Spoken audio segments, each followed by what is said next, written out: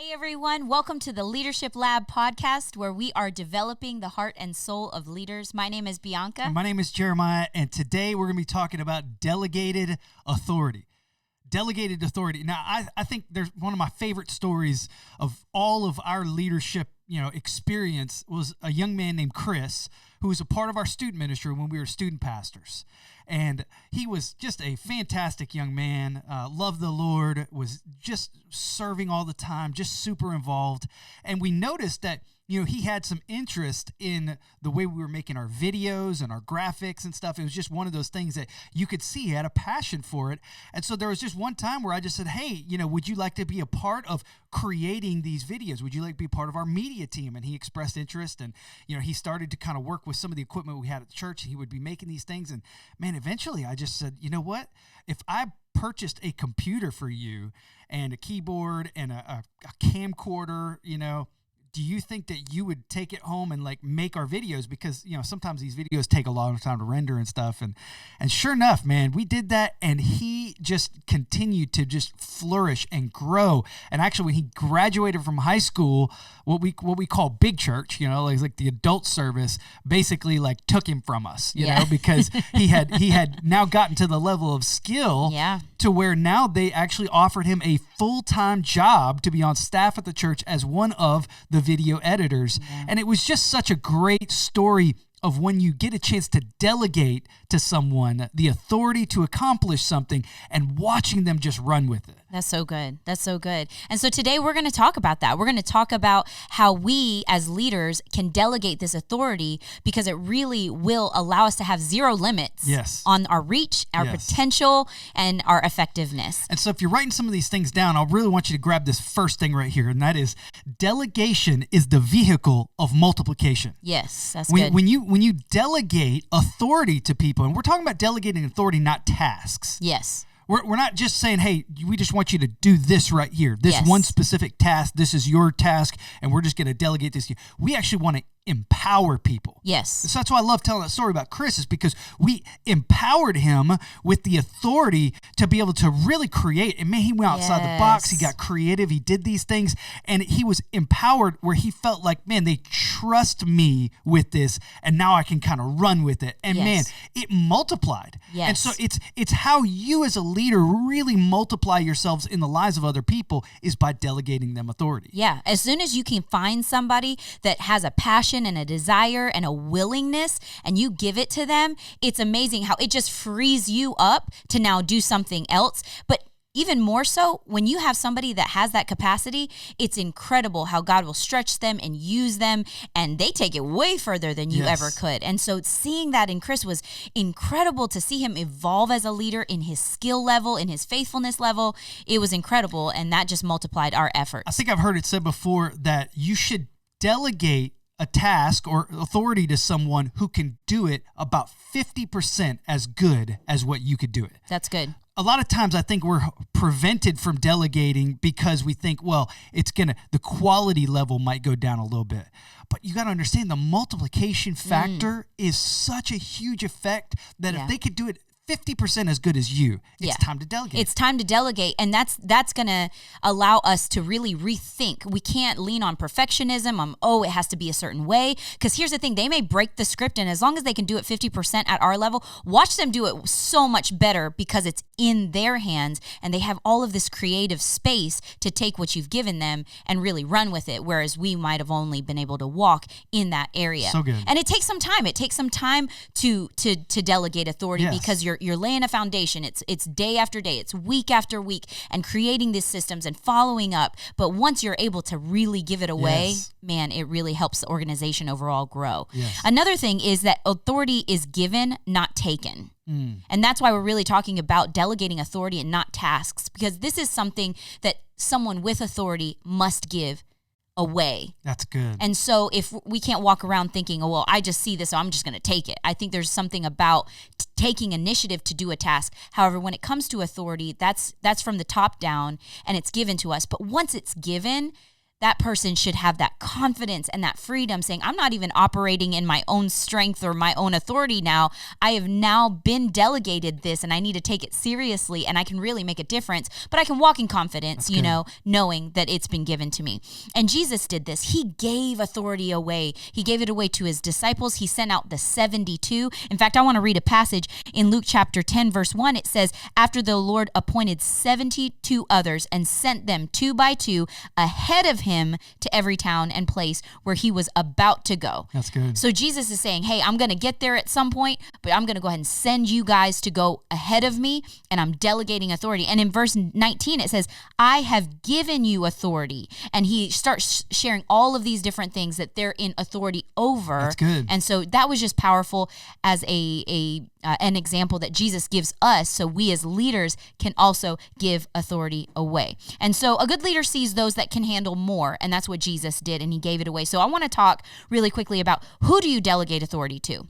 Because we want to choose people wisely and we want to be able to maximize our time, because I know in ministry there are times, or even in any organization, there are some people that are just ready. They're ripe. They can handle that authority, but we want to be very wise and steward this well. So who do you give authority to? The first one is leaders who are faithful. That's good. Leaders that are there. Yes. Leaders that are making a difference. Leaders that are present. Leaders that show up. They're there. They're on time. They don't necessarily have all the talent in the world, but here's the thing: faithfulness goes so much further than talent. Yes.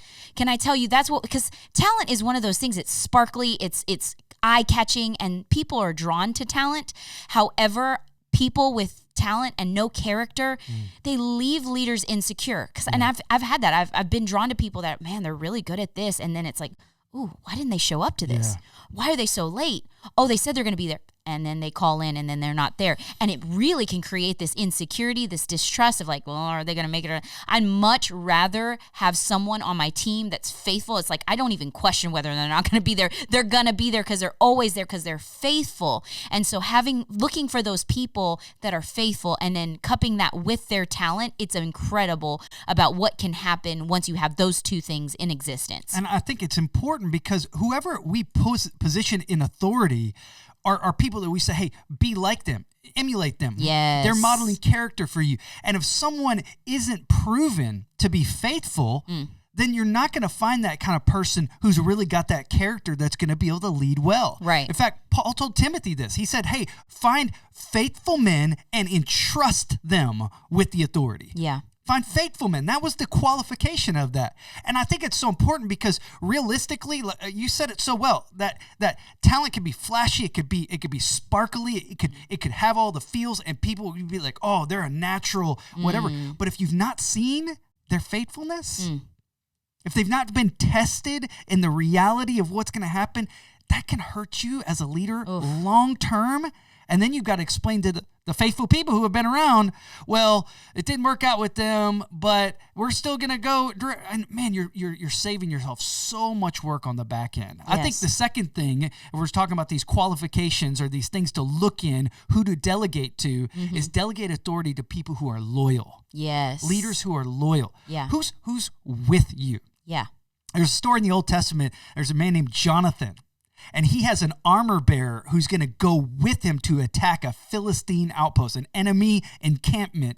And the armor bearer says to him, I'm with you, heart and soul. Look at that. And I love how he expressed this loyalty he has. Hey, your vision, I'm with you, man. Yeah. I am totally there with you. And that's who you're looking for. You're looking for people who you always feel like are leaning in meetings. Yes. They're smiling. They're making eye contact. They're the kind of people who follow up with you to ask questions after the meeting and say, hey, I was a little unclear with this. Could you tell me a little bit more about this? Because they're just so with you. Yes. They got that loyalty factor. Yes. And you can see it. It's obvious. Another thing, another leader that you can delegate authority to are leaders who encourage. That's so good. So looking for those people, and it's really easy for this one because you just like being around them because they're people builders. Yes. They build with their words. They're not people that tear others down, or they don't gossip, or they're not negative all the time. Instead, they're so encouraging. They ooze, they overflow with encouragement. And that is such an important type of person to delegate authority to because it really does affect the energy and the overall team morale if there is a person that's always building people up. And we're not talking about someone who flatters or is just throwing compliments around just to be, no, someone who genuinely, and here's the heart of it, they genuinely care for people. That's right. So when you genuinely care for people, it just comes out and then you just encourage. So that's the type of person that you would want to delegate authority to. Someone else is a leader who is joyful. Yes. You want to delegate the authority to people who are full of joy. Yes. Not only do they have joy, but they choose joy. You know, in every situation, a person can choose to have joy. Yeah. Or they could choose to have frustration. They could choose to have grumbling and moaning and complaining and all these other kind of things. Or you can have someone who just chooses joy. Joy doesn't depend on your outward circumstances. It could be a very difficult and stressful situation. You can still choose joy, and that's the kind of leaders you want to delegate. You also want to delegate to people who are enjoyable. Yes. When you have a joy about your life, there's something about you that becomes an enjoyable kind of a person to be around. And those are the kind of people you want to look for. Yes. And when you enjoy doing things, it makes it less like work. Yes. And it could be like, these tasks don't seem very significant. However, because I enjoy the people I'm working with or my leader that's been given authority, it really does make what we're doing fun. Yes. And if you can have fun in what you're doing, I'm telling you, it energizes people. If your organization is not one of the best places people want to be a part of, where they look forward to it, man, really look and see, do I have joyful people in leadership positions? If there's people that are just kind of like, like Eeyore, you may want to reevaluate and say, oh man, they're really draining the energy, because it does add energy when you have someone who's joyful. And then the last leader to look for are people or leaders with the same culture. Now, culture, it's what we value. It's our value system that we live out. And so looking for those people that just get you, they're there with you, and they value the same things. And this is really important, because when you find those types of people with the same culture, you're able to allow them to lead, and you don't have to do a lot of talking. Does that make sense? Yes. There's not a ton of training. There's not a lot of that stuff is ingrained in the person that just has the same culture. Because the truth is there are a lot of people out there, they have their own values, they have their own mindsets, they have their own agendas. And it's like, yeah, yours is kind of cool. I see what you're doing here at Living Water. Okay, yeah, that's great. And I may dabble here and there, but I'm really about what I'm doing right here. And that's okay. There's nothing wrong with that. But that's not necessarily someone you want to delegate authority to, because you'll have to do some back end fixing and changing if something is said and taught that just doesn't line up with your value system, and it can kind of be a headache. But if you find someone with it, man, that'll take you a long way. The values that leaders have shape the entire organization. It's the culture of everything. It's created by the values that leaders at every level model. And so choosing those leaders carefully is so important. But I want to move on from who you should delegate to really how to go about delegating some authority to a leader. What's the process of this? I believe there's really 4 steps of this. The very first one is to ask.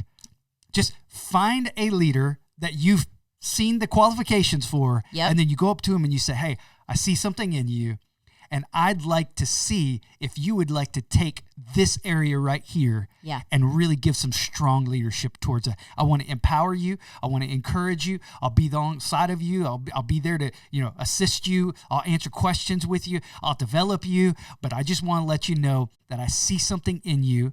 Would you come and would you follow me? It's right. Jesus did it. I mean, that's literally what he did. Come follow me. I'll equip you on the way, but just come and follow me. And you got to ask first of all. You just ask them. Let me ask you a question, because I know there's some people that feel like, well, who am I to ask someone? And I don't want to bother someone. What would you say to that kind of leader? You're giving someone a life-changing opportunity. There you go.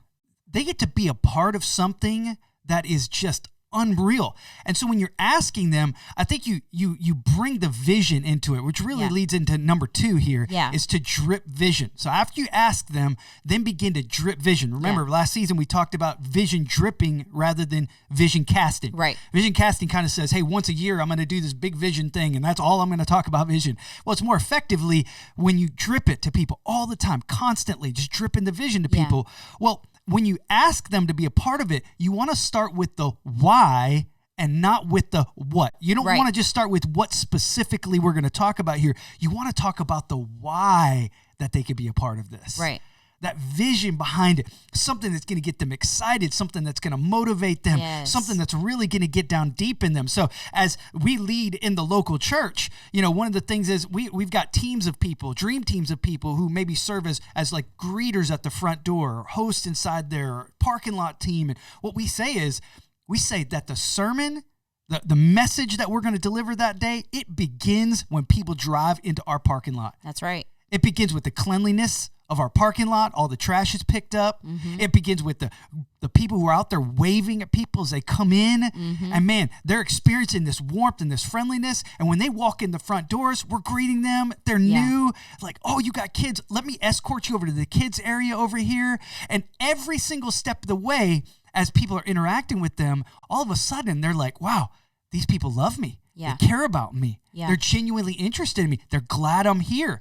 And then by the time they hear the message and they get an opportunity to receive Jesus, they're like, yeah, sign me up. Whatever it is you're doing, I want to be a part of it, because what you've created here has been amazing. And when you drip vision like that to somebody and say, hey, this is what we want you to be a part of, you want to be a part of changing people's lives, oh man. I mean, it's so exciting for somebody to be a part of. Yeah. And your job and your area, it doesn't have to be a glamorous area. Yeah. It can be a very simple area, but it has such eternal impact with what you're doing. So if you're on the tech team, you're not asking someone, can you come push a button? In fact, you wait. It's like they're not just running lights. In fact, you wait till you share the why. It's you're a part of this worship experience, and people are going to get to feel God and the presence of God as the worship is going and as the sermons being preached and all of these things, and we get to be a part of that. Would you join me? Would you do this thing? This is what it requires. Because in the end, there is some logistics that we're asking people to do. We're asking them to show up at 6:30 on one of their days off, and the sun hasn't even come out. Yeah. Okay? So this is where it's really important. And we as leaders have to shift our mind saying, oh, I'm asking someone to do something. That's right. I'm just making them do work. No. We're really giving people an opportunity to, because I know how I feel when I know that people's lives have been changed, and I was a part of that. I sewed into that. My hands touched those projects. I feel so alive, and that's what we were created to do, was make a difference in other people's lives, spend our lives making a difference. And so when we let other people, that's how we need to think about it, instead of thinking, oh, I'm just asking them to do a task. No, I'm inviting you to make a difference in other people's lives. If there's a lack of motivation that your team has, it's because of a lack of vision. That's it, right there. Vision is the thing that motivates people. Yes. It gets them up in the morning. It gets them excited about doing it. It's like, man, I get to be a part of this. I don't have to. Right. And that's why we share with our dream teams how many salvations happened last week. Why? Because they need to know you weren't pushing a button. You were a part of those people getting saved. That's the thing. And so if you are seeing people less motivated, maybe they started on fire, but they might be acting a little burnt out, it's time for vision. Yes. It's time to drip that vision again. All right. The next thing that you want to do is communicate their authority to the team. This is really important. If you delegate authority to someone else, it's important to share that with the overall team so that they know, hey, I have entrusted this leadership to this person. That's good. So if they share something, just know that I trust them, I've chosen them, and it really goes a long way for the overall team to operate in a unity, because sometimes people are like, well, why is so-and-so doing this? And what? But if the leader says, I've delegated this authority, it really helps out. It keeps things clear, and people understand, oh, I can look to this person as a leader in my life, and I want to help out by being a part of that and listening. Good. So it's so important. And then lastly, inspect what you expect. Inspect what you expect. This is important because we may delegate some things to someone, but there's going to be a season of going back and checking. Did they do that? Did they do that? Not being a helicopter leader, but more so letting them know, I'm here to support you. Mm-hmm. And I want you to get it right. I want you to win. Yes. And so following back around is like, okay, we did this training. We talked about this. All right, I'm coming back. I watched you for a little while. Now I'm going to, can I give you some feedback? This part was really great. This was really strong. Great job at this. Hey, what do you think about when you do this? Could we tweak it? This is really important because this really keeps up with the spirit of excellence in everything that we do, and we can do it in a way that it's a kind feedback, a gentle tone, and the way that we handle that. And it allows us to have the standard and execute things at a high level and keep moving forward. And so make sure inspect what you expect. And I want to read this quote by Ed Young Jr. He says, "Delegation without investigation is just relegation." He's so brilliant at his rhymes there, but it's true. Don't just delegate without investigating. How are they doing? Yes, and I've a real simple way that I've heard somebody say this before is, first of all, when I'm delegating, you watch me. Yes. And then hey, let's do it together. And then you're going to do it, and now I'm going to watch. Yes. It's a good kind of process to take people through, because you just don't want to just throw people into it and say, okay, I delegate you some authority, go for it. Right. That's really scary. And they won't last. Yeah. They won't last. I've had that happen to me before, and I'm like, I don't know what I'm doing. Where's my help? And so being that leader that's present is really helpful. And people like it. I kind of like that safety net where it's like, okay, I'm a little nervous. You're watching me now, but I watched you first, and now you're watching me. It's not micromanagement. No, it's not. It's empowering people, training them effectively, giving them the confidence to say, okay, go for it. Right. Yes, and they feel like, okay, the training wheels are now off, but I got to have some training wheels. Yes. And give your leaders that season. So I've enjoyed this conversation today. I hope that this is so helpful for some of you watching, and we hope that you delegate some authority this week, because it's going to multiply your leadership. We'd love to hear your thoughts, comment, subscribe, share this, and like this. We're so glad that you've joined us at the Leadership Lab, and we hope to see you next week.